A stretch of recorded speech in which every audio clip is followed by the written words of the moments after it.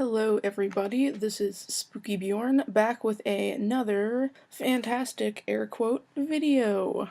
I figured I would make a speed draw recording of me doing sort of an outfit redesign for one of my characters, and his name's Dagger, and he's a really big part of this fantasy universe and story that I've been building for the past couple years. And on DeviantArt, I just kind of made a poll and asked people if they wanted me to do music over the video or me talking about Dagger over the video. So by the audio, I guess you can see that more people wanted me to talk about him during the video. The main reason why I didn't redesign him was because, as you can see from this image, I just feel like for the character, his old design was a bit too grandiose, and it's funny because I know if you look at it, it really doesn't look that fancy, but for his character, I don't know, it's just like bright red scale mail and a shiny golden hilt sword and a big fancy two-tone cape.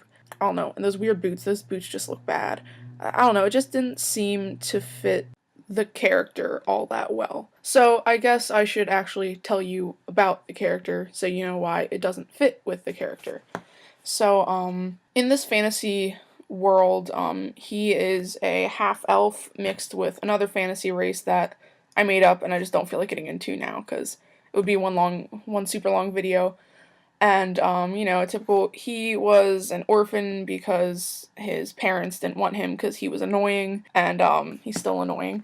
So he was dropped off at, just in the woods, and then a family of, Ekra, which in my world, they're kind of similar to tieflings, but they're not tieflings. They're kind of more dragon-like than demon-like. They found him, and, they adopted him, and they raised him, and they were, a largely hunting family, and they lived in the middle of the forest, so Dagger grew up, hunting and learning to be good with weapons and all these different things. But they actually gave him the name Aetherius, and their last name is Valkyrian.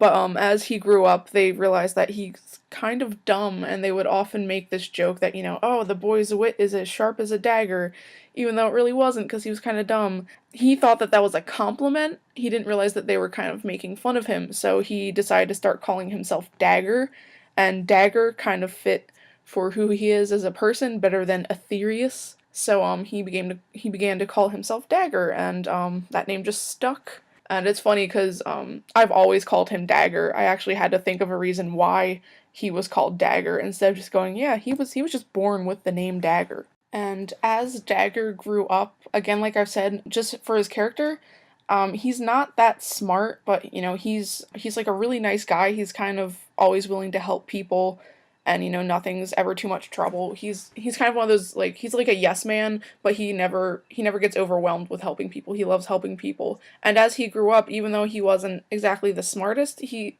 kind of found that hunting, tracking, and battling were kind of like, he was kind of like a savant at them.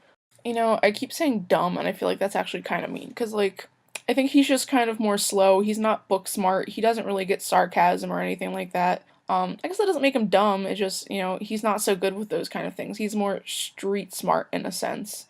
He doesn't get nuances of humor and stuff like that. I don't know, he's kind of like, in that sense, like a typical guy who's like, yeah, I like beer and I like making jokes about farts. He's not classy, he's not fancy. You see what you get with him, but that's not a bad thing.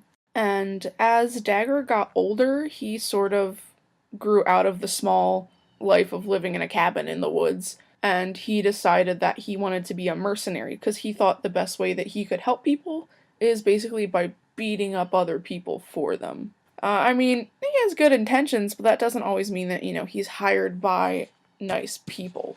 But sometimes I don't think he would realize it until after he's done the job, and then he kind of realizes that his employer is an asshole, and maybe what he did wasn't actually for a good cause, and maybe he is sometimes the bad guy and he doesn't realize it, which I think is an interesting concept to play around with your characters too, by the way.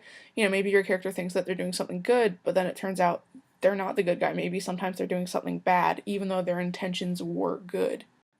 So yeah, like I said, Dagger leaves, his small little humble home in the forest, and he leaves for the capital city in this country that he lives in to look for jobs. And while he is in the city, he kind of meets this girl who is the main character of this story series that I have, and her name's Idua, and she's sort of like a mage in training. And she works for like this cranky older woman who owns a potion shop, and he kind of just stumbles upon her, and he like immediately falls for her.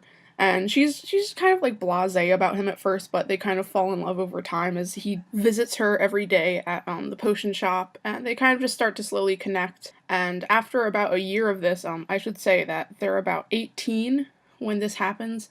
They met when they were 17. I'd say after about a year of like this courtship between them, he wants to propose to her, but he wants to find the most beautiful ring that he possibly can. And Dagger is really into adventuring, so he decided to investigate this old like burial crypt where he heard that there's like lots of like different jewelry and magical things buried there. And he figured if he could give Idua a fancy magical item, considering that she's a mage, she'd be extra impressed and accept his proposal. But little did he know she would have accepted it no matter what. So he goes off on this adventure into this burial crypt, and he doesn't tell Idua that he's doing it because he wants it to be 100% a surprise. And while he is in this crypt, he sort of enters this one tomb, and he finds a chest that has some gold in it, some jewels, and he just finds just a single golden earring. And Dagger does have his ears pierced. It was kind of like an impulse for him where he was just like, oh, this is pretty, I just should wear it. And he didn't know that there was a curse on this earring, basically, that was supposed to deter any grave robbers. It kind of called to whoever was interested in it and made them want to put it on.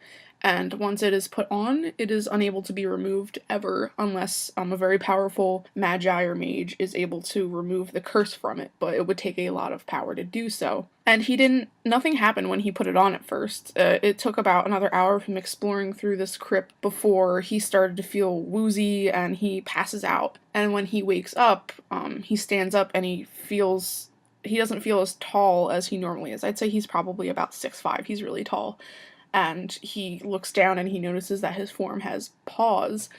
And, like, he just freaks out and he leaves the crypt. And I'd say he probably, like, looks in a pond or sees his reflection in a pond or something and notices that he's this huge dire wolf. The curse on the earring is basically it randomly transforms the wearer into a beast, and there's absolutely really no control over it. So Dagger thinks that with this curse on him, Idua wouldn't possibly love him, and he think that everybody would be afraid of him since he would just randomly transform into this animal, and he never really has any warning for when it happens.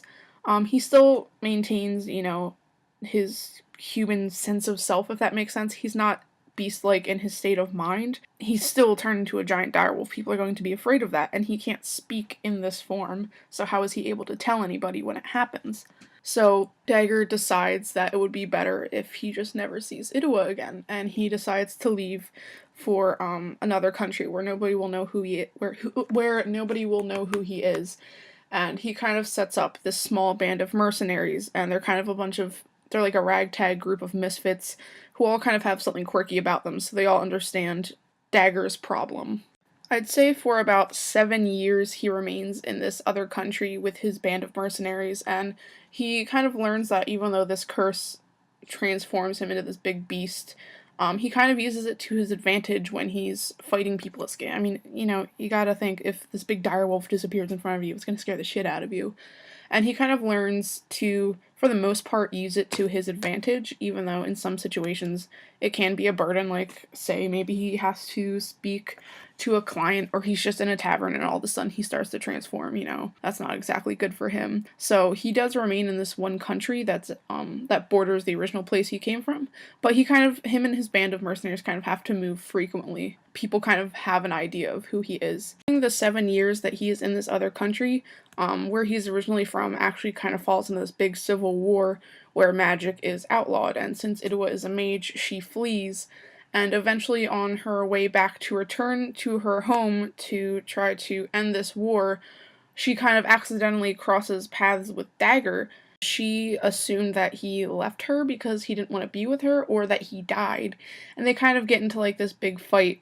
But after he explains the situation to her, she sort of understands where he's coming from, but at the same time, she's like, I'm a mage and I see weird magic stuff all the time, so I don't know why you thought that you turning into a wolf sometimes would have made me not love you. So they kind of reconnect, and she actually recruits him and his mercenaries to help her and like her small group of mages and rebels fight in the Civil War, and they barely manage to take down the corrupt kingdom or the corrupt king that was kind of making this all happen. And they eventually get married. They don't have any kids because honestly, I just don't like kids, and I think that they ruin fantasy stories. That's my personal opinion.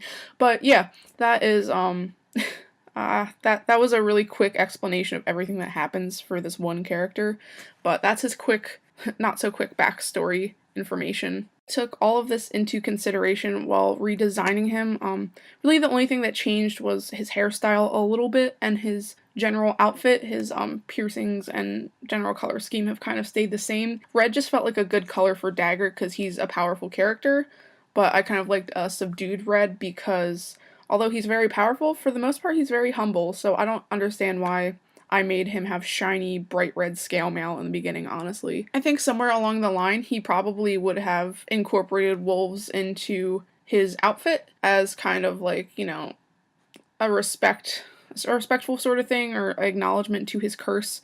So he has the wolf plate on his shoulder, he has the wolf crossguard on his sword, and he has like white wolf fur that he uses, you know, as like bracing for under his gauntlets and under his shoulder pad.